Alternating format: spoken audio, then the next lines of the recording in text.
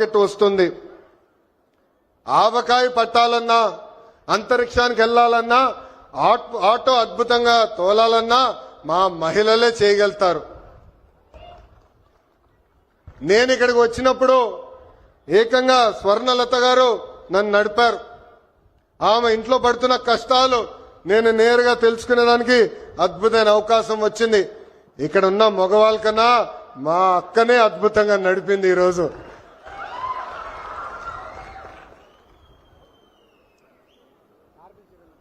పంపించండి ముఖ్యమంత్రి గారు తిరిగిచ్చుంటారు. స్వర్ణలత గారు ఆటో తోలుతూ కుటుంబం మొత్తం పోషిస్తున్నారు. ఇంట్లో ఆమె భర్త కూడా అద్భుతంగా సహకరిస్తున్నారు. ఇద్దరు కలిసికట్టుగా పనిచేసి ఈ రోజు ఆ కుటుంబాన్ని ముందలు తీసుకెళ్తున్నారు. తల్లి నాకు చెప్పింది, తల్లికి వందనం అందింది. ఉచితంగా గ్యాస్ సిలిండర్లు ఏదైతే దీపం పథకం కింద ఇస్తున్నామో అది కూడా అందింది. అంతేకాదు ఇంట్లో ఉన్న పెద్దమ్మ అత్తగారి కూడా ప్రజా ప్రభుత్వం ఈ రోజు పెన్షన్ కూడా ఇస్తాం జరుగుతుంది. అందుకే ఈ సభాముఖంగా ఇక్కడ ఉన్న మగవాళ్ళందరూ నేను కోరుతున్నా, ప్రత్యేకంగా ఆటో డ్రైవర్లను కూడా కోరుతున్నా, మహిళల్ని మనం గౌరవించాలి.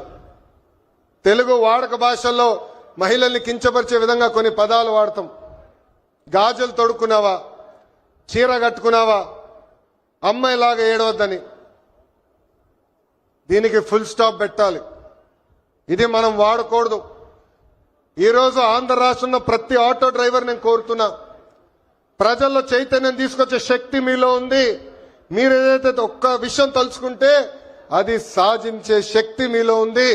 అందుకే మహిళల్ని గౌరవించాలనేది పదే పదే ఎవరైతే మీ ఆటో ఎక్కుతారో వాళ్ళకి తెలియజేయాలని ఈ సభాముఖంగా మిమ్మల్ని అందరినీ నేను కోరుకుంటూ,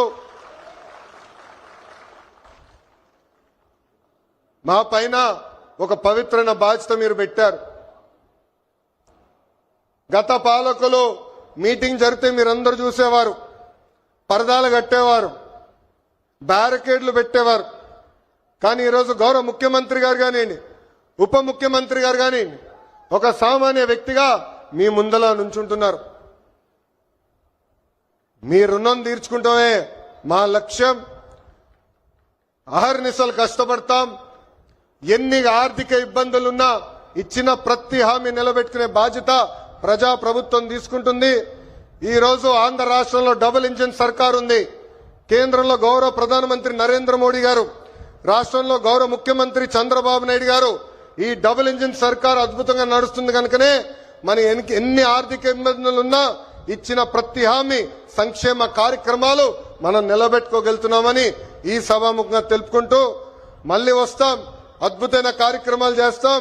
మీ పిల్లల భవిష్యత్తు చూసుకునే బాధ్యత ప్రజా ప్రభుత్వం తీసుకుంటుందని ఈ సభాముఖం మీ అందరికి హామీ ఇస్తూ, నాకు ఇంత అద్భుతమైన అవకాశం ఇచ్చిన మా ఆటో డ్రైవర్లందరికీ పేరు పేరున నా హృదయపూర్వక నమస్కారాలు తెలుపుకుంటూ మీ అందరి దగ్గర నుంచి సెలవు తీసుకుంటున్నాం.